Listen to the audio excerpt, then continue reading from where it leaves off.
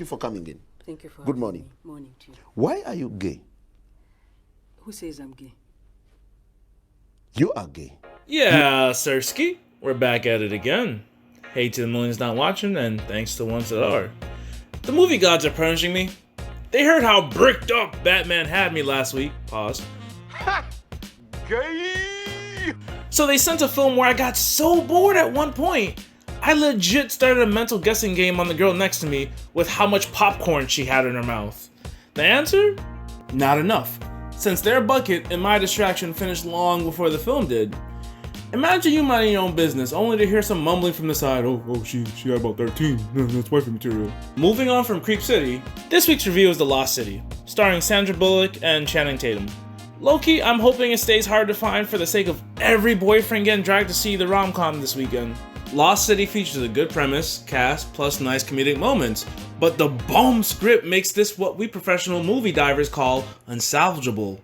Let's jump into it. Why are you so handsome? My dad was a weatherman. Hey, whoa, she doesn't need saving in there. Okay. What are you doing in there? The plot casts Sandra Bullock as a successful writer, touring on her last book while at a crossroads in her life.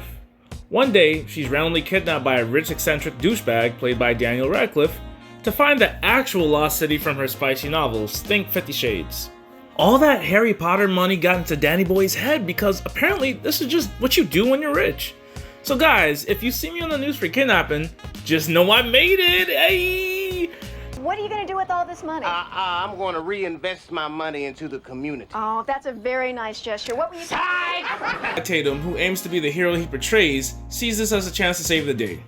He follows her to the island, hijinks ensue, alongside a ton of bad jokes, a few chuckles, and some heartfelt moments.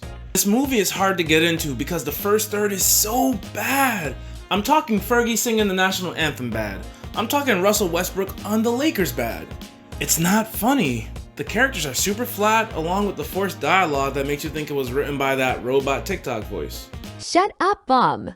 That's why you got no subscribers or bitches. Okay, human, continue the review. Characters here don't come off as real people. If someone walked up to you and spoke how they did, you would reply, oh cool, Terminator's real, before thinking, oh crap, Terminators are real. I will say what stopped me from slipping through the emergency exits Homer Simpson style was due to the all-in attitude from the stars. They knew the script was trash. So Lost City studies from the school of throw stuff at the wall until something sticks, with Channing, Sandra, and even Brad Pitt riffing. 4 out of 5 of the jokes won't land, but bet that 5th will be a rib breaker before sinking back to some BS, you know? Film is like quicksand.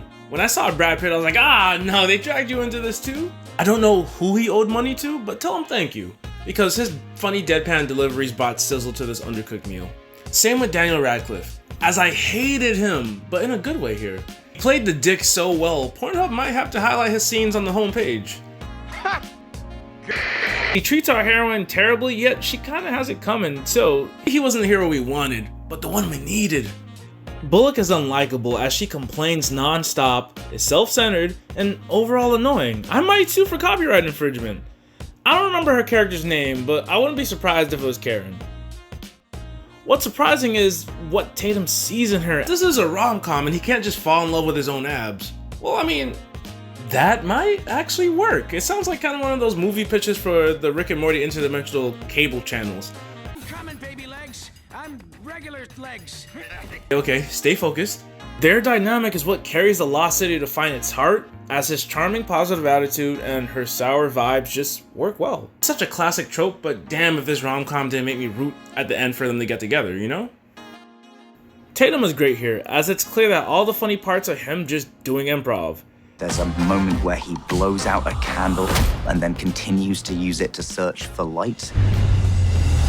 And it had me dying. This movie is for the ladies though.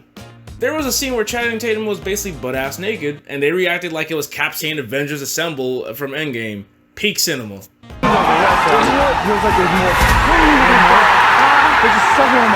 Extra points to this movie for filming on location though for most of the scenes, and not on some set. Like the Dora movie from last year, and you could clearly see there's a subway in the background of the jungle. Those are not the jungles of Santo Domingo. That's some park in San Diego, Boots. And you saying phony! A big fat phony! Overall, The Lost City is the epitome of making the best out of a bad situation.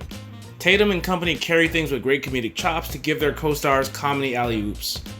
However, weak writing, one-note characters, and a terrible first act will stop any urge I have to rewatch this. I give it a 2 out of 5 butt-sucking leeches. Maybe check this when it hits streaming or something. What's your favorite rom-com? What's Channing Tatum and Sandra Bullock's best movie? Let us know in the comments. Like the page, share the video, and hey, later days.